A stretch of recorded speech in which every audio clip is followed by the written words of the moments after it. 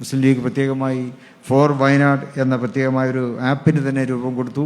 അതിലൂടെ നമുക്ക് crowd funding ഉണ്ടാക്കുവാൻ കഴിഞ്ഞു. അത് നമുക്കിവിടെ പ്രയോജനപ്പെടുത്തുവാൻ സാധിച്ചിരിക്കുകയാണ്. മുസ്ലിം ലീഗ് ആവശ്യപ്പെട്ടപ്പോൾ ജനങ്ങൾ നമുക്ക് നൽകിയത് മുസ്ലിം ലീഗിനോട് ഉള്ള അവരുടെ വിശ്വസ്തതയാണ്. ഈ വീടുകൾ നമ്മൾ ജനങ്ങൾക്ക് നൽകിയത് ജനങ്ങളോട് മുസ്ലിം ലീഗിനോടുള്ള വിശ്വസ്തതയാണ്. ഈ അന്യോന്യമുള്ള ഈ വിശ്വസ്തതയാണ്. അതാണ് ഏറ്റവും നല്ല രാഷ്ട്രീയം എന്നുള്ളത് അതാണ്.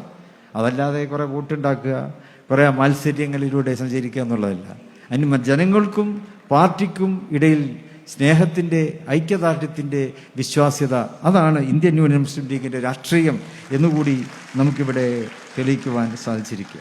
ഇതുകൊണ്ടൊന്നും പ്രശസ്തിക്ക് വേണ്ടിയല്ല, പ്രശസ്തരാവുക എന്നുള്ളതല്ല, വിശ്വസ്തരാവുക എന്നുള്ളതാണ് രാഷ്ട്രീയക്കാർ ചെയ്യേണ്ടത്. അതാണ് നമുക്കിവിടെ ചെയ്യുവാൻ സാധിച്ചിട്ടുള്ളത്. IUML പുതിയൊരു നിർവചനം കൂടി എനിക്കിങ്ങനെ ഓർമ്മ വരികയാണ്. ഇന്ത്യൻ യൂണിയൻ മുസ്ലിം ലീഗ് അത് നേരത്തെ ഉള്ളതാണ്. IUM എന്ന് പറയുമ്പോൾ നമ്മുടെ ഒരു ഐഡൻറ്റിറ്റിയാണ്. നമുക്കൊരു ഐഡൻറ്റിറ്റി ഉണ്ടല്ലോ. അത് യൂണിറ്റിയാണ്, ഐക്യമാണ്, സമൂഹത്തിൻ്റെ ഐക്യമാണ്, രാജ്യത്തിൻ്റെ ഐക്യമാണ്. അതിനുവേണ്ടിയാണ് മുസ്ലിം ലീഗ് നിലകൊള്ളുന്നത്. മേഴ്സിയാണ്. മുസ്ലിം ലീഗിൻ്റെ പ്രവർത്തനങ്ങളിൽ നിറഞ്ഞു നിൽക്കുന്ന കാരുണ്യം, കരുണ, അതാണ് IUM പറയുന്നത്. പിന്നെ ലോയൽറ്റിയാണ്.